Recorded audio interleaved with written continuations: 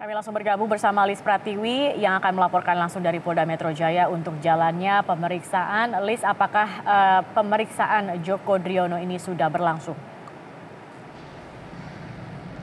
Ya, Zakia dan Ade, pemeriksaan terhadap pelaksana tugas Ketua Umum PSSI Joko Driono ini tengah berlangsung di Direktorat Reserse Kriminal Umum Polda Metro Jaya. Joko Driono tiba di Polda sekitar pukul 10 pagi tadi sesuai dengan jadwal yang ditetapkan, ditemani oleh kuasa hukumnya. Dan tadi begitu tiba di lokasi, Joko Driono juga menyatakan bahwa ia akan mengikuti seluruh proses pemeriksaan yang akan berlangsung.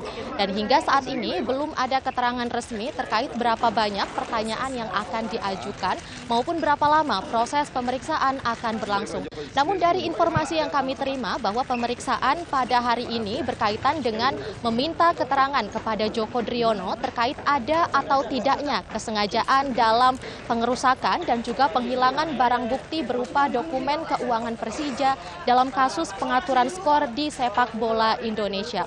Dan selain itu, sebelum ditetapkan sebagai tersangka, Joko Driono juga sebelumnya pernah dipanggil dan juga memenuhi panggilan dari Satgas Anti Mafia Bola untuk diperiksa sebagai saksi pada Kamis 24 Januari lalu. Saat itu pemeriksaan dilakukan ditemani oleh Sekretaris Jenderal PSSI Ratu Tisha.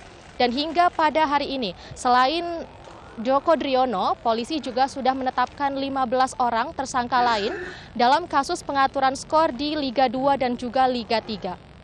Para tersangka ini bervariasi mulai dari wasit hingga anggota Komite Disiplin PSSI. Keseluruhan tersangka nantinya akan dijerat oleh pasal-pasal terkait penggelapan, penipuan, suap, dan juga tindak pidana pencucian uang. Ade dan Zakia. Ya, Lis, kemudian mengenai keterlibatan Joko Driono ini seperti apa atau sejauh apa hingga akhirnya ia ditetapkan sebagai tersangka?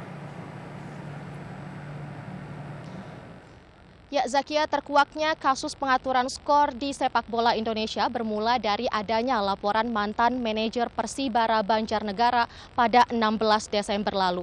Hasil penyelidikan polisi pun akhirnya menyeret nama PLT Ketua Umum PSSI Joko Driono sebagai tersangka.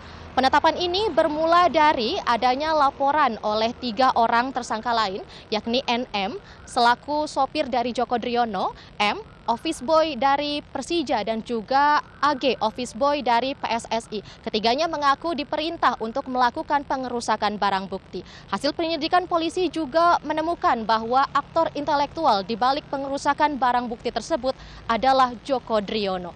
Hasil penyelidikan berlanjut pada Kamis 14 Februari 2019 di mana Satgas Anti Mafia Bola melakukan penggeledahan di kediaman Joko Driono yang berlokasi di apartemen Taman Rasuna Tower 9 Unit 18C.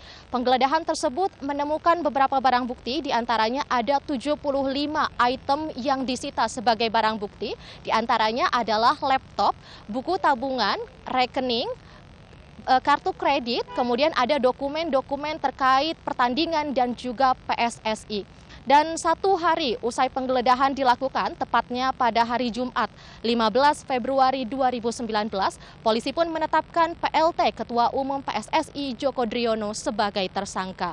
Dan hingga saat ini, tim Satgas Anti Mafia Bola telah mengeluarkan surat cekal selama 20 hari kepada PLT Ketua Umum PSSI tersebut untuk tidak dapat berpergian ke luar negeri. Demikian, Ade dan Baik, Lis Pratiwi, terima kasih atas informasinya.